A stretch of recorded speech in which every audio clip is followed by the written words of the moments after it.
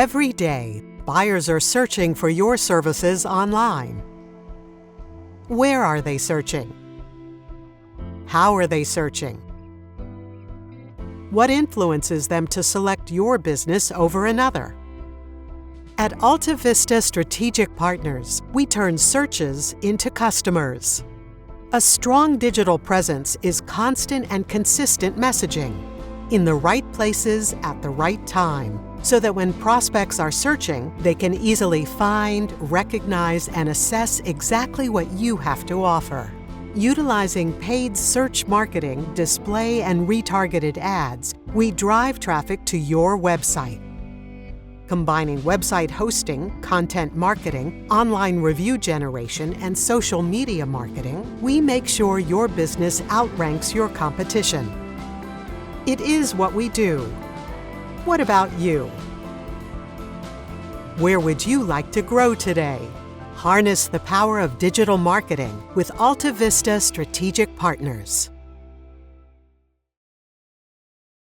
So first, welcome everybody. Thanks for jumping in. Appreciate it. We're going to get started.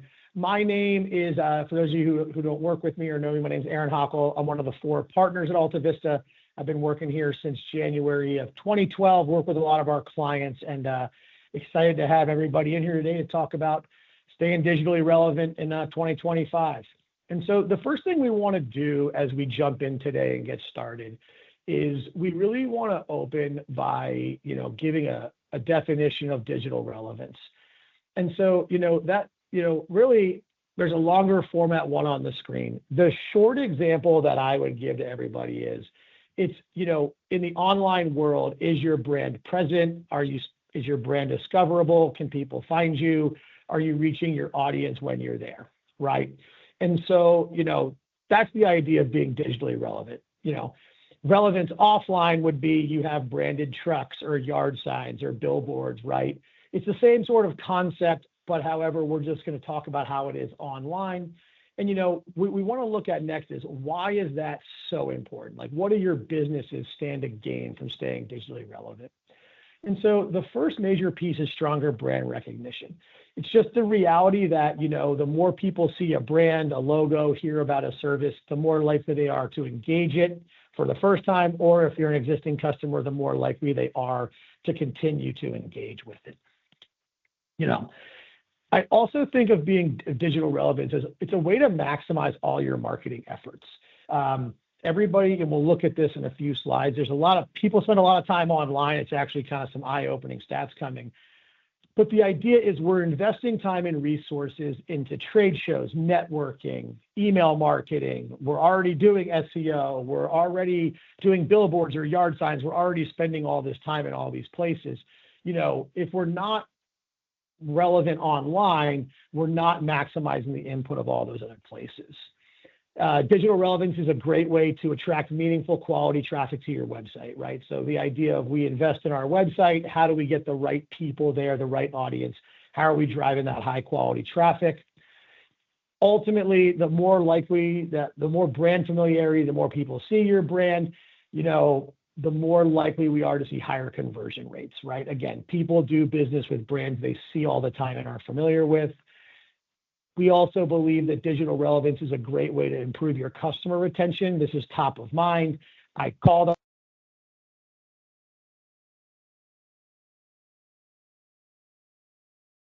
all this is really that we want to say, all right, we're going to generate more high quality sales opportunities. We don't at all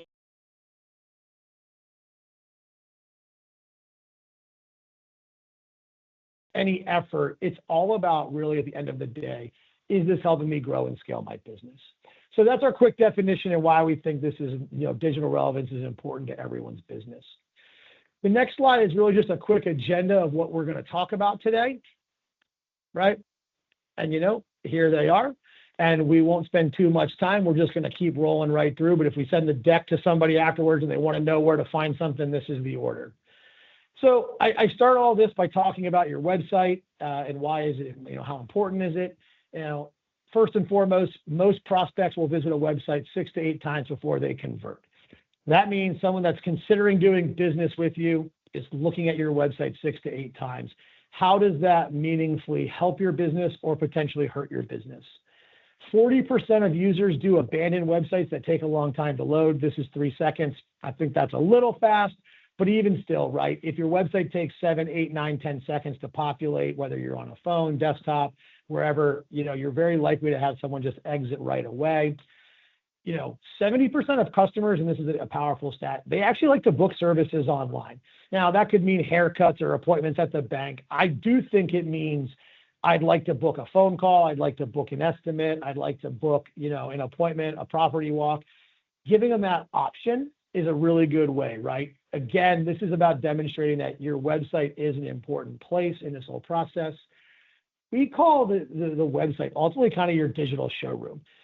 Our strategies we talk about today are very focused online, obviously, but your website is really the end game of all your marketing efforts. If you do a yard sign, if you do a trade show, if you do a hard mail, if you get referred from one person to the next person, the way that person's going to find you is by looking you up on Google, and they're very likely to hit your site for a quick visit.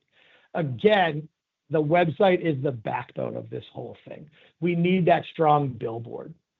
Finally, what we would say, and this is a scary one, 75% of people judge a company's credibility based on its website design. So this is kind of that curb appeal, that first impression, you got to make a good one. That's really where this sort of ties in. So again, what we're looking at here is your prospects are going to visit your website before they buy from you, and they're going to judge you and the credibility of your business based on it. The next thing I want to talk about before we dive into the strategies is really I hear constantly from contractors, specifically commercial contractors, residential contractors, not so much. Oh, my customers don't look for me on the internet. My clients don't buy online, right? They don't come on the online.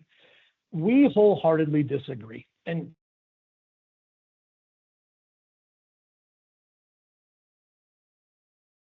chart comes from a software called SEMrush. And it shows that, 27,400 times a month, people are looking up those 5 terms on the internet in the United States. Now, what's really interesting here is those are all variations of the initial search or the initial word commercial roofing. I don't have space. There are actually 29,600 variations of the search term commercial roofing that register. There's a total of about 220,000 searches a month.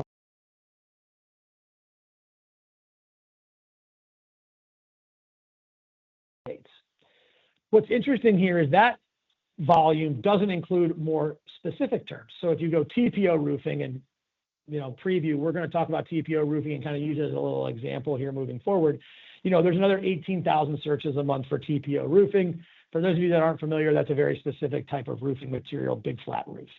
If you look at the variations on that, it goes to 70,000, to almost 80,000, 2,600 a day. We're now at 10,000 searches a day for people looking for commercial roofing or TPO roofing in the United States. People are looking online. That's the takeaway here. I also would be happy, I know we have a wide range of industries represented today. I'd be more than happy to let anybody who is on here today, like to see volumes in their industry, we'd be happy to do that. The next couple quick things on this slide, right, are really that we talk about, 84% of Google users are searching 3 times a day. 80% of consumers research online before making a decision. And again, this is one of our kind of scary stats. Almost a third of adults report being online almost constantly. And so again, takeaway here is if you're a roofer, a painter, a plumber, an electrician, elevators, fire sprinkler, right? If you're a service contractor and you work with Alta Vista, I can almost guarantee you there are people looking for you on the internet. The next thing that's important here is we want to talk about, our prospects are looking, but they also spend all their time online. And this is honestly one of the slides that has some of the scary stats coming. And so the average daily time spent online in 2028 is expected to be 8 hours. So a third of the day is spent on the internet. It's probably an important place to position your business. Again, we're talking about digital relevance, right? So someone you do business with, if they're an average person, they're online a third of the day.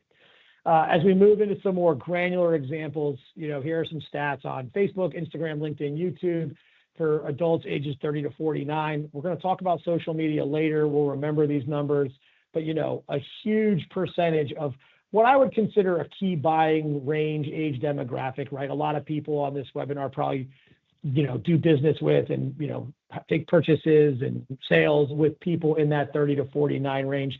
Reality, they're all over social media and YouTube.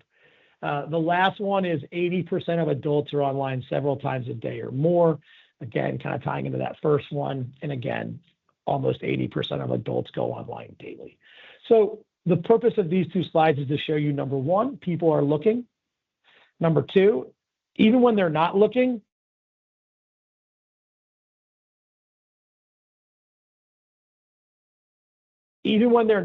they're online, right? And so that's really our our takeaway here.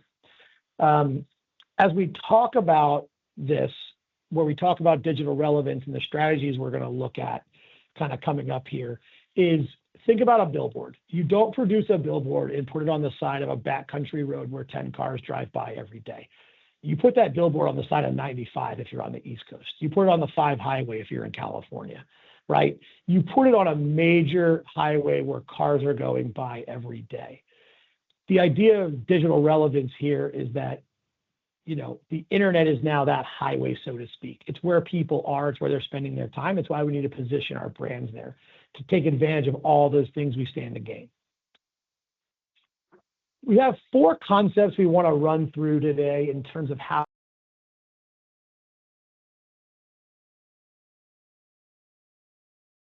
but these are 4 that we just wanted to talk about that we think we can kind of make some good, valid points on, just to kind of highlight some ideas.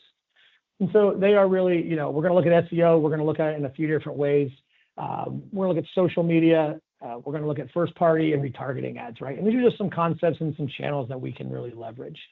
And so diving right into it, we look at SEO, and, many of you use AltaVista for your SEO. Maybe you use somebody else. You've tried it in the past, right? All these different ideas. The thing with SEO is we really can amplify our relevance by leveraging it as a tool. So we go back to that search example. So we accept that people are looking for us online. Are they finding you? Are they finding you when they ask questions, right? Are they finding you when they're looking for information related to your services? Maybe they're not looking for a roofer, painter, plumber today, but they have a question, right? How are we positioning ourselves? Traditional organic SEO, which is what everyone still kind of talks about, all your Google factors, right? It really accomplishes 3 things. Visibility at the top of search. So obviously, if someone says best commercial roofer near me, we want to be at the top. If they're asking questions, we want to be at the top, right? So if we're investing into a strong organic SEO plan, we're going to get that visibility. That visibility does build trust. If you think how you personally use and consume the internet, you probably trust the first result on Google more than you trust the 5th, and you probably trust the 5th more than you trust the 10th. And guess what? Nobody looks at 11 or 25 or 35, right? So the higher you are in those rankings, the more credibility and expertise you really establish. Lastly, when we rank really well organically, both for our brand and for our services, it does lead to increased web traffic. Traffic leads to leads turn to revenue.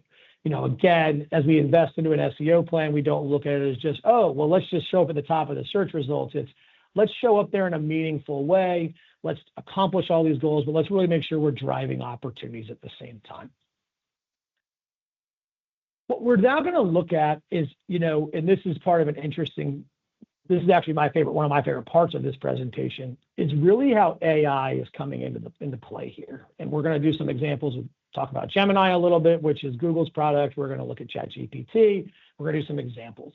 And so the first thing is, and I'm sure everyone's seen this, is, now we get these AI overview answers, right? Okay, great. So let's say someone asks a question. AI does tend to have a more question and answer prompt-based type of search engagement. But so we've all seen these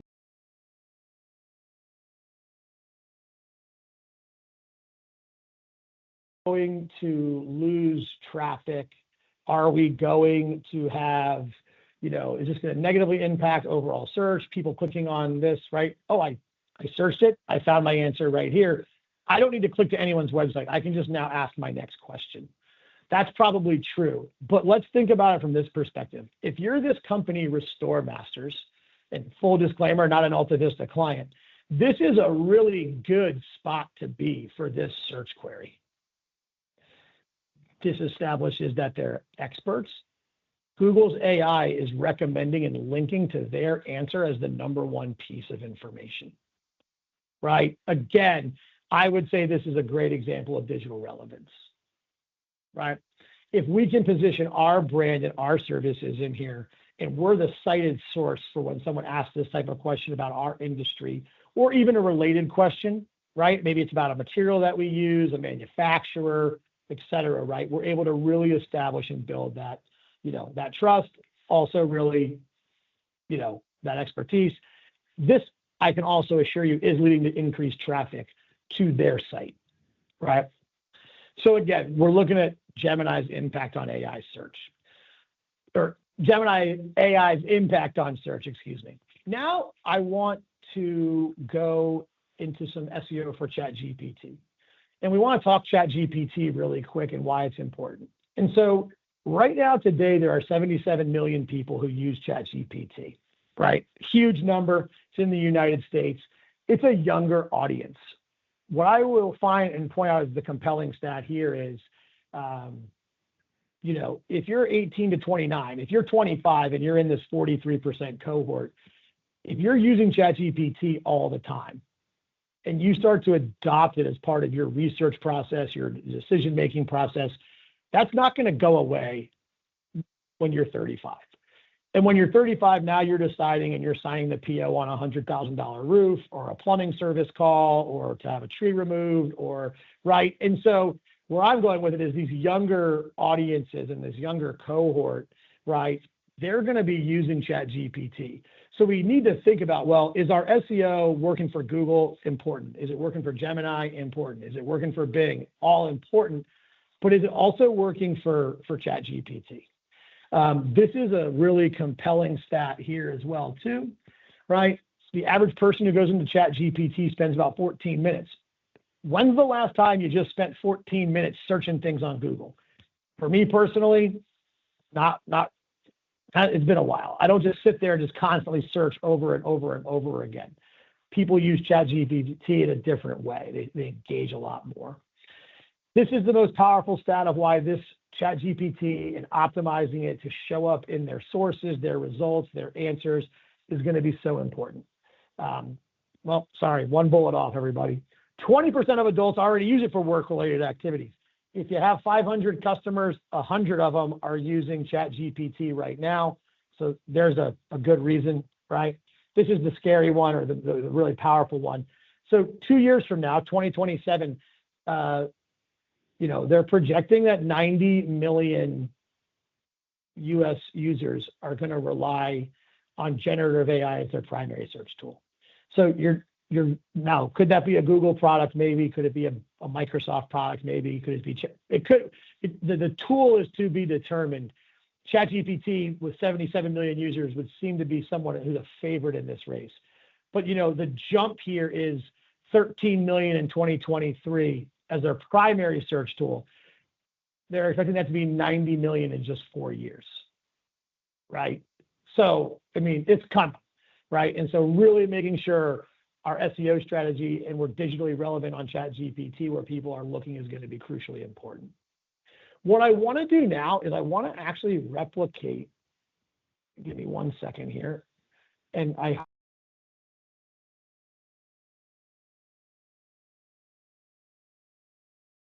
screen now,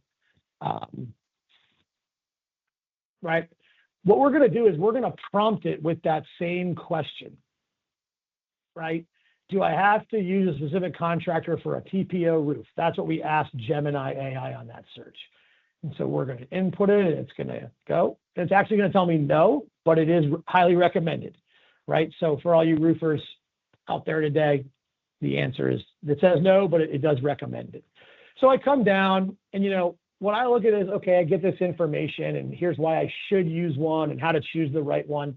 What I want to do is ask, can you provide your sources for this information and answer, right? Again, much more conversational. It's searching the web. It's going to tell me all this stuff, right? And then ultimately, as I come down here, and this is what we're ultimately trying to get to, everybody, is look at these sources. So now I go to these sources and I get GAF Roofing, right? A manufacturer. Interestingly enough, very interestingly enough, I get Como Premium Exteriors. I get a contractor. I get another contractor. This article is from 2017. I come down into more sources, and then I also get Restore Masters again. If we think about brand recognition, if we think about little micro touches and seeing names and things over and over again, I saw them on Gemini AI. I'm seeing them on ChatGPT. Their visual relevance is ticking higher, right? Now, okay, so I get Reddit, I get a compliance site. Again, I get a huge range of sources. I get an insurance company, right? I get the NRCA. Again, I know this is all about roofers, but we can rework this exercise for any industry, quite honestly. Now I'm going to go to another search because now I've decided that, yes, I actually should use a TPO roofer. And so what I'm going to do is I'm going to ask,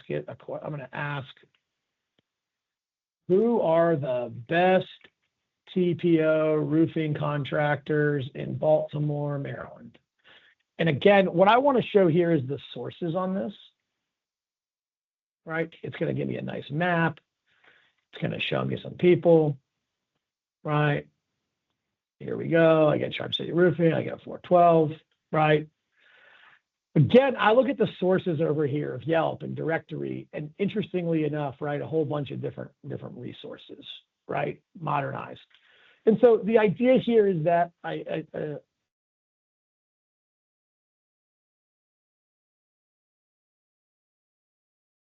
business here, right? And so the idea is we look at the ranking factors. And so right now, the sources for information for contract-related searches on ChatGPT they pull from Bing. We see that one frequently.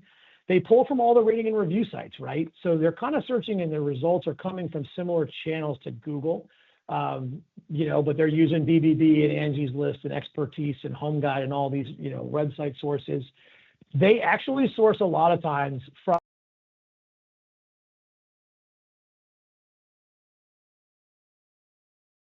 TPO roofer in Baltimore on your website, you got a chance. And then they also pull from a ton of places like Reddit, manufacturer websites. We see local and national news outlets. Again, the idea of this exercise to show everyone is, being digitally relevant on ChatGPT is really just, we have to have a focus on it and understanding of it, but it also just ties into a broader SEO strategy, right? Again, optimizing in all these places and understanding all of this will help you be relevant across Gemini AI, traditional organic, and ChatGPT. So, again, the last thing is I did put 3 quick tips on here for how we can use AI to power your SEO. Couple quick examples, right? One example here is if we, Google loves updating old content. And so just an example is if you were to take an old blog and you put that old blog into ChatGPT and you just say something like, hey, can you update this with new facts from 2022? It will analyze your blog and it'll give you 3 updated facts that you can now update your content, and Google loves that, right? 40% of search results today include people also asked, so like people are also related questions. So ChatGPT is a great place to ask, hey, what questions are being asked about my industry? The last thing too, I would point on my AI ChatGPT SEO here thing is, this isn't a set it and forget it, right? If you're going to use ChatGPT, just remember Alta Vista is using it, other agencies, other competitors, people are using it. What we need to really focus on is like a good mix of, content that's relevant and high ranking, but also personalized, right? Making sure we have a nice blend.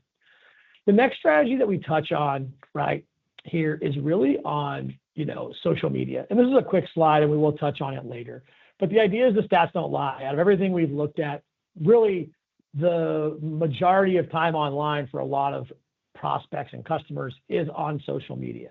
So I will agree with everybody here that no one goes onto Facebook looking for a commercial roofer or a plumber or a painter, right? 99% of the time. But that's where your customer is. It goes back to the highway analogy. They're not driving down the highway looking for a billboard hoping to find a roofer, right? But you're just touching them and staying in front and staying in front. We recommend building a plan, consistently get content on your pages. Also, a small budget can go a long way on Meta. We'll look at some examples later, but our stats are about a $10 CPM. So if we make a great piece of content, we have that right audience that we want to get in front of, for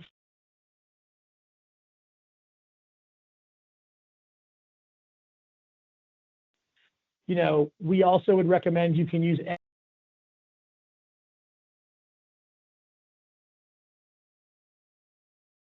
if you build a 1 month social media, we'll send this out to anybody who'd like to have it. You can take this prompt and search your industry, and ChatGPT will give you the rest. The last thing too is, if you want to really boost your relevance on social, a good way to do it is having your employees engage. This is really powerful on LinkedIn. So when employees are sharing content on LinkedIn, it can go a long way.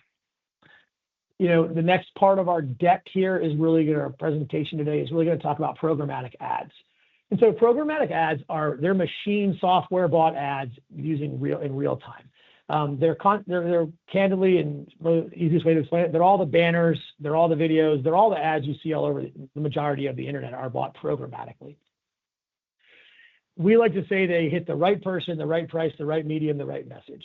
So they're just a really great way to hit your target audience.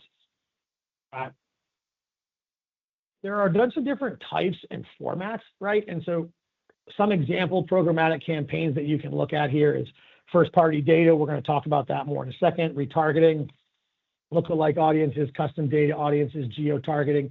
So there's a lot of different ways we can use programmatic to hit that audience. Again, and I talk about billboards, so country road, highway. This one, the idea of some of these is, I get to pick the parking lot and stick my billboard in the middle of the parking lot. So if I want to do work with CBRE or Jones Lang LaSalle, or I'm a residential contractor and I want to work in this neighborhood or this zip code, programmatic ads are one way where I can just pick up my billboard and stick it in the CBRE parking lot, or I can stick it in the middle of that neighborhood, right? That's one way to think about them, right? We get to really target our audiences through a number of different channels. Programmatic ads, and we'll look at an example or two down the road. They come in a lot of different formats: display ads, banner ads, native ads, video, streaming, Pandora ads, right? They come out in a lot of different ways. Again, we'll look at some examples here in a minute. Right.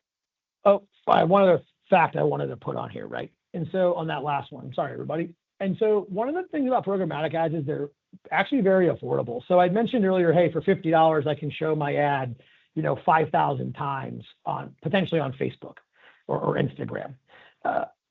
Programmatic ads and banner ads, on a $1,000 a month budget, we could realistically generate, 200,000 to even maybe 1 million impressions on your ad.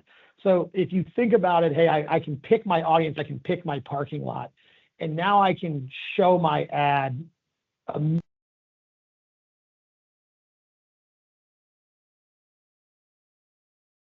brand recognition, the top of mind, the digital relevance.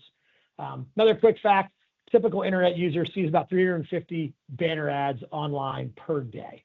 So that constantly having them out there is important. First-party data ads are one that we're going to talk about a little bit more, as well as lookalike audiences. And so first-party data ads are really taking lists of databases. So it's your CRM data. It can be prospects. It can be customers. It can be AltaVista's data. And we'll look at an example of that in a second too. But we take data of the people we want to do business with, and then we can run ads right to it. I mentioned Facebook ads and building an audience. Historically, Meta, it's been really hard if you're a commercial contractor to build an audience, right? Because we don't know if it's a property manager. Well, we can take our data, we can put it into Meta, and then we can say, run ads to just these people. And then, again, we get that personalized targeting, again, on that data. The other piece we talk about here is the lookalike. So let's just say we don't have enough data. What we can also ask the programmatic, ad exchanges to do is, give me another group of people that look like my audience. So if I give it 2,000 people, go find me another 10,000 people that have similar online profiles. Again, we're able to target our ads, right? As we continue to look at the first-party data ads, the next thing and we'll look at some examples here in a second, we talk about retargeting ads. Everybody uses the internet gets retargeted in the holiday season. If you look up anything, any gift you're looking to buy anybody, you click off that website and guess what? Here it is everywhere else you go. Well, why not do the same thing for your contracting business, right? Like if you get somebody on your website, and I always say, getting someone to your website, you're investing in SEO, billboards, word of mouth, building a good reputation, trade shows, whatever it is you're investing in, getting someone to your website in many ways is a hard part. We've won that one. Well, now let's win the next one of trailing them with ads all over the internet. And, this little graphic shows the basic use, right? So we get someone to our site, they leave, we show them ads around the internet, we continue to capture interest, we gain, presence. Ultimately, we are able to bring them back to our website and convert them into a lead or an appointment. Pretty straightforward. What becomes really interesting is we can also blend this with, many of you use AltaVista for database marketing. What we can do is we can blend first-party data, right? We can blend retargeting ads and we can blend database marketing. And this graphic gets a little complicated, but what it's basically going to show is AltaVista is sending out an email and it gets to a prospect, right? Let's say that prospect doesn't engage, but they do Google you or they click the link and they go to your website. Now we can retarget them, and in between emails, they're now seeing your ad around the internet, and then eventually they get another email. Great. We know from our experience is that most people are still not going to click the link and they're not going to go to your website. But guess what? Great. They don't go to your website. Well, now in between emails, I can upload my first-party data. I can upload the list of people I'm already emailing and targeting, and I can now drive ads to them in between emails. I can hit them on the internet. I can build my digital relevance. I can stay in front of them in another medium online. Right now they get the email. Let's say they don't do it again, but they continue to get emails. They continue to get ads. And eventually now they respond to an email. Maybe they come to your website and they convert to your funnel that way, right? So just, illustrating how we can blend some of these strategies together to, again, accomplish the ultimate fundamental goal of driving more sales opportunities. A couple digital ad examples, right? I hope there's no Bears fans, plenty of Vikings fans on the call today, but this is how your display ads will populate, right? So here are some AltaVista ads and where they would appear on ESPN.com. And this could be done with first party retargeting, right, through any of these channels that we've looked at so far. So imagine, you're a roofer in Minneapolis and your clients go up to look at they go to ESPN.com and boom, here are your ads driving to them, right? That's the idea on that one. The next thing we talk about is some meta retargeting, right? And so we talked about how meta has always been a tricky one. The idea here is the concept in this illustration is the same, right? Is they come to your site, we use first-party data, we track them, we're running ads, right? Instagram stories, Facebook, Reels, news feeds, all that, right? We're just driving ads to them across where they're spending probably the most of their time on the internet. We're in front, we're staying in front. Ultimately, we're bringing them back and we're trying to have them maybe hit this get quote, respond to an email, et cetera. Last example I've got here is really, LinkedIn retargeting and LinkedIn ad examples. LinkedIn, for all the commercial contractors on the webinar today, is a good B2B resource, right? Well, we can retarget our traffic on LinkedIn. We can drive our brand on LinkedIn. And again, we can do it through retargeting. We can do it through first-party data ads. And it just gives us another channel to really drive it out, right? So Again, some examples of some LinkedIn ads. And so, we're kind of at the close now. And again, I know we're a little bit over time. I appreciate everybody who's here. Our summary on the presentation today is really straightforward. Digital relevance and why it's going to be so important, or already is so important, is your prospects and your customers live on the internet. We all live on the internet, right? And so the idea here is to be digitally relevant, you need to be present where they're searching, browsing, scrolling, right? That's, kind of concept number one. A good website is key to this, right? It's got to be robust, interactive, easy to use. It's critically important. Your website's critically important to being digitally relevant. If you're going to invest into these kind of strategies, what's the website look like, right? Ultimately, we are trying to convert leads to that website. AI is going to make all this stuff go crazy in the next 2 years. That's a fair prediction, right? We're going to have 90 million people going to an AI search engine as their primary tool 2 years from now. Not 2.5, right? And so the world is changing. The digital landscape is changing. AI is going to continue to really impact all of that. So we just need to make sure we're focused our strategies online, right? To make sure we're sticking it, we're kind of keeping that in place. Like, the last thing is, how is your business going to stay relevant in 2025? How are you going to continue to capture this kind of market share, right? So that is the end of the webinar today. There is Q&A if anybody has submitted questions. Here's all our contact information. We work with, everybody on here today, so there's certainly you know how to get in touch with us. I would say thank you again to everyone for taking time out today to attend, to listen. We hope everybody got at least one actionable thing they can take back to their own business to help, with your digital relevance next year. So, Kelly, I don't know if you're doing the Q&A, if it's going in the chat. I don't know how that's all working. Yep. If anybody wants to write in the chat or the Q&A box any questions, we'll stay on for another couple minutes. But if not, thank you so much.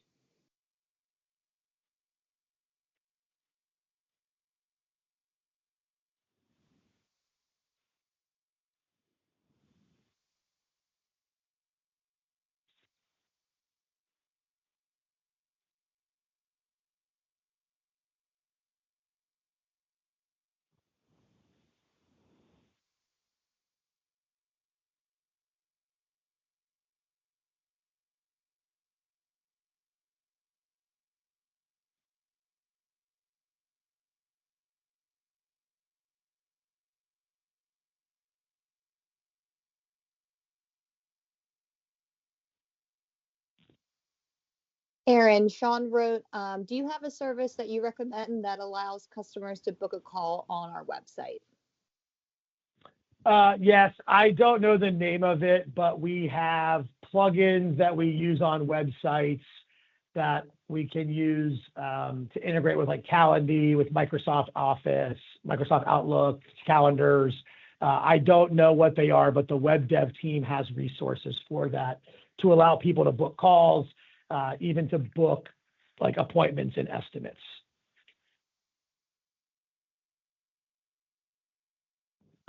I got a couple questions coming in from Robert. Robert, what's the number one platform we should be on as a contractor? That's a really good question. If you're talking about a proactive platform outbound, like a social media or that type of thing, man, it's a really good question. I would tend to think if you're going to invest your personal time from your personal profile, LinkedIn would probably be the number one play in my recommendation. I would recommend it because people that use LinkedIn are very active on there. We have clients that do personally use it to put a lot of videos and pictures and things up from their personal profile that drive a lot of engagement and a lot of direct leads and inquiries. So I think that's probably my number one. LinkedIn's also seen a huge resurgence in use. It's kind of having a renaissance, some people are saying. So if you're going to invest your personal time to going into it, I think that one is. From an advertising standpoint on a singular platform, more time is spent on Meta, right? So hands down, of everything we're talking about here today, if we had to say, hey, well, where are our prospects and our customers spending the most time online? The answer is Facebook or Instagram, right? So that's a channel too. If you then had to say, hey, I can only pick one thing out of all of this I can do for my business, I would probably lean into the SEO side of things, because I think when someone goes and says TPO roof repair Baltimore, or best, commercial landscape maintenance Baltimore, or something along those lines, having your business positioned to be found when people are looking for your services through on Google, on search engines, is probably the most important. So that's a great question, Robert. I appreciate it. Jeff, can I get a copy of the presentation? Yes. Okay. Kelly has answered that.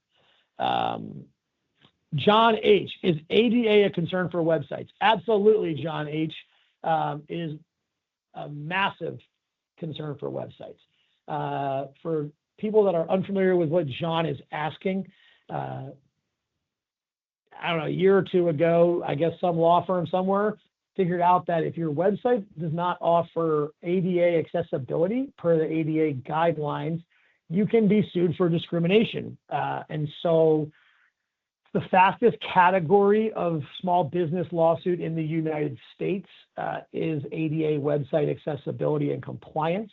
Beyonce is the most famous person probably to get sued to date for her website not being compliant. But yes, it is something that's on the rise.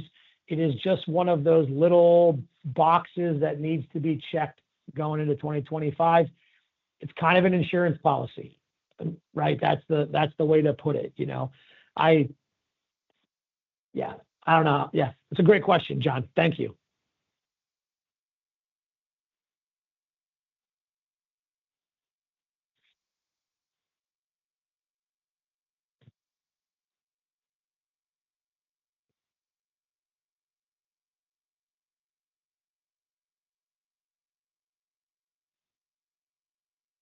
Does anybody else have any questions?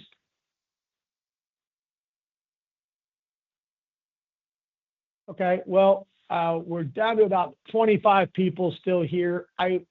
Kelly, I assume we can probably send the slide deck out to everybody that attended today. Yep, Oh, Robert we'll with do that. Cool. Robert asked, how often should we post content on LinkedIn? A couple times a week if you're going from your personal profile. What I've seen working exceptionally well, Robert, in that space is people using their phones and just almost going like selfie video or like first person video. Maybe they're using a stick to level, but they're just like, hey, today we're at XYZ high school. The facilities team here was having an issue with this type of wall covering. Our team was able to remove the wall covering. We're going to repaint. Here's an example of the issue. Here's an example of the issue. Stay tuned. We're going to update you a few weeks out. Stay tuned, right? And then that stuff is really incredibly powerful. It just takes a lot of personal commitment to getting that done, even once a week.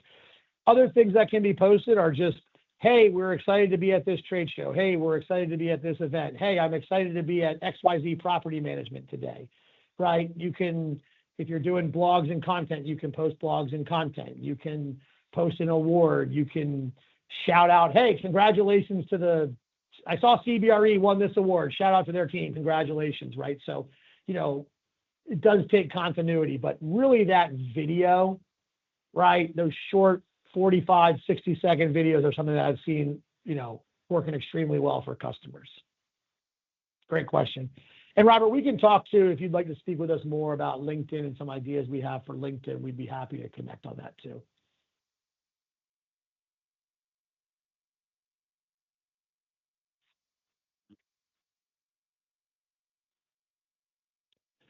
Oh, another great question from Robert. Does posting and engaging on LinkedIn help build trust with Google? I have seen LinkedIn in the day.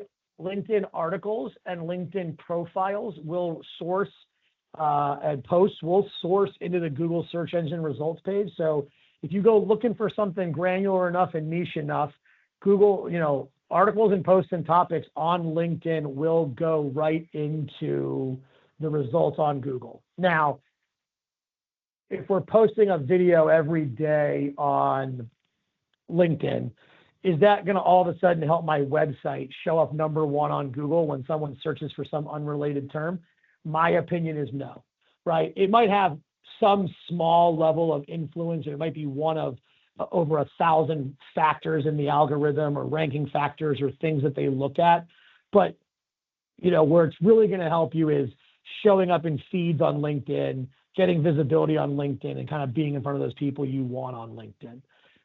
If you're going to take the time to do the short video, and this is where we talk about, maximizing content.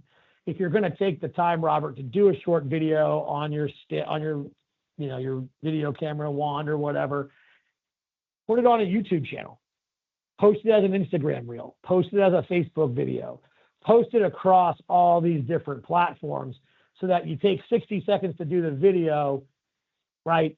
Take another 2 minutes or 5 minutes and put it onto all 5 platforms. Dumping it into YouTube would probably ultimately help create a little more juice with Google, right? And potentially ranking in their video results, because Google, at least for now, owns YouTube. There is talk about that getting changed by the government. But I think that that's what I'd recommend there. Another great question.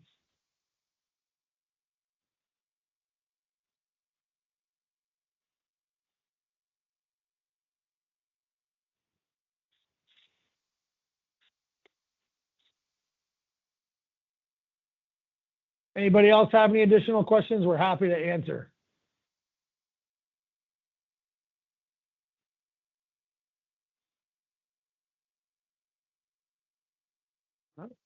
We'll do a going once, and we'll give it another minute or two. If anyone has any questions, again, we're more than happy to answer them. Thank you again to everybody that took time to attend today to listen to what we had to say. We hope everyone again took away some piece of value, or at least one nugget they can take back to their business. Kelly will get the slides out to everyone. Thank you.